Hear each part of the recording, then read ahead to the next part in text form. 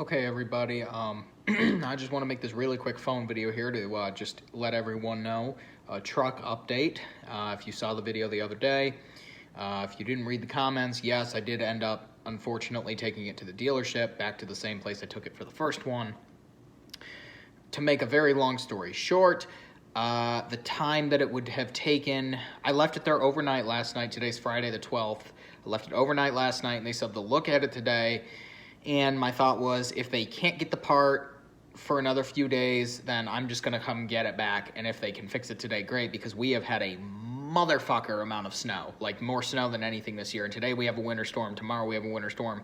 Well, apparently they couldn't get the part in till Monday, which I thought was kind of bullshit, because I'm pretty sure they claim that it needs a new latch, which I don't totally know if I think. I mean, I feel like it's maybe because, you know, they know what they're doing more than I do, but parts, I don't know. I figured that the cam is what they replaced last time. You would think it was the cam this time, but maybe they were trying to upsell me. I don't know. That dealership has been around a while, though. It's fairly decent as far as dealerships go. But basically, they called me today, said, hey, it's going to be done Monday if you want to do it. And I said, I'm going to come get it. Just, you know what, stop there, cancel the part. I drove over there. It's about half an hour away from me because it's, you know, it's in another town, but I'll go the distance for good service.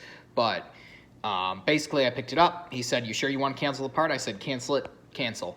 And he says, all right, here's your key. It's over in that lot. And I was like, thank you. One thing I will say, that dealership charges a diagnostic fee for damn near everything. That's one thing. It's a dealership that's it's a two franchise. There's two Ford dealers that are that same company. One on that side of town, one on the other side. That one, for a long time, was an independent. It recently became, well, not recently, a couple of years ago, became part of the other one, but whatever. Well, I'll just tell you, it's Maury's Ford, Grand Ledge Ford. Great dealership. It's out in Grand Ledge. It's not near me, but it's great. It's worth the drive.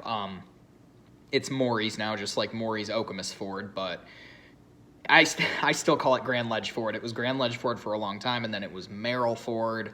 Maybe that was Okemos. I don't know. One of them was Merrill, but yeah, Grand Ledge Ford forever in my mind. But anyways, yeah, great dealership. I highly recommend it. Far as hell from my house, like I said, but I'll drive, you know, half an hour, 45 minutes sometimes to get there because it's good. And the guys there are awesome. But needless to say, I got it back. Everything was as I left it, pretty much, other than one thing.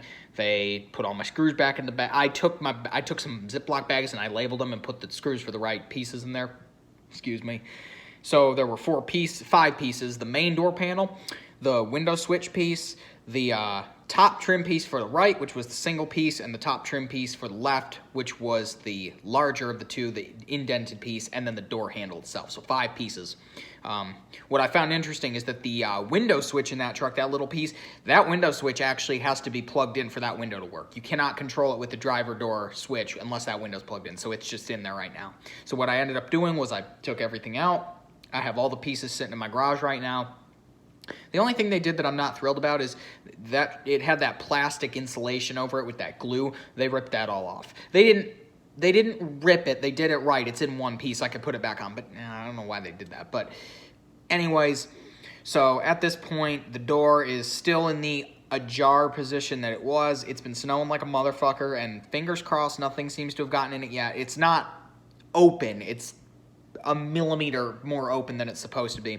The only time you really notice it is if you go to close the passenger door, because instead of it shutting like normal, it shuts and you can see a little bit of vibration, but those back doors don't have sensors in them, so it's fine. But yeah, I just wanted to give a quick truck update.